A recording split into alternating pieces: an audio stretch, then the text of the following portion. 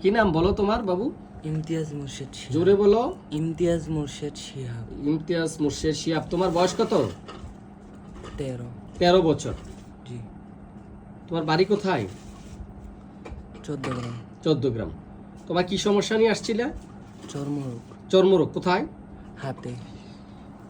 এই হচ্ছে বাচ্চা ছেলেটির চর্মরোগ হাতে। এই হাতের আঙ্গুল একবারে ফেটে পুজ হয়ে পেকে গিয়েছিল। এ হচ্ছে এর মা। বলুন তো কি হয়েছিল বাচ্চাটার হাতে? এই চর্মরোগ হয়েছিল আর অনেক আগে থেকে দেখাইতেছি, মানে একবারে ফুজ হয়ে ফাইট ইনফেকশন করে ফেলছে, মানে কত হয়ে গেছে।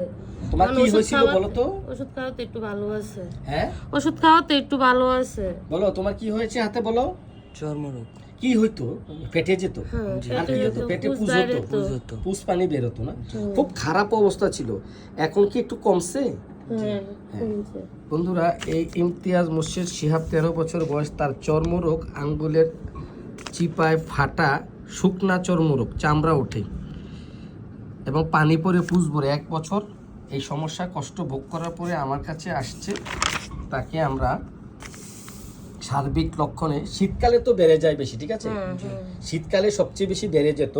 শীতে বৃদ্ধি এবং তার অন্যান্য সব কিছু দেখে আমরা তাকে পেট্রোলিয়াম ওষুধ দিয়েছিলাম। 2-3 ডোজ খাওয়ার পরই এখন হাতে চর্মপীড়া 80% ভালো আছে।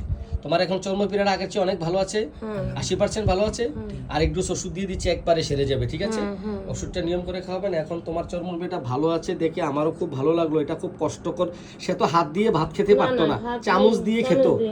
এখন কি সাবান পানি লাগাতে পারে না? হ্যাঁ, সাবান পানি লাগাতে পারতো না। এখন কি হাত দিয়ে ভাত খায়? এখন খায় না, হাত দিয়ে খায়। আগে তো চামচ দিয়ে খেতে হতো। চামচ দিয়ে। তুমি আগে চামচ দিয়ে খেতে না, এখন হাত দিয়ে খেতে পারো। এখন আগের চেয়ে ভালো আছো। ধন্যবাদ তোমাকে হোমিওপ্যাথির সাথে থাকার জন্য। তুমি হোমিও ওষুধ নিয়মিত খাবে এবং প্রচার প্রসার করবে যে হোমিওপ্যাথি ওষুধে রোগ ভালো হয়, ঠিক আছে? ধন্যবাদ তোমাকে।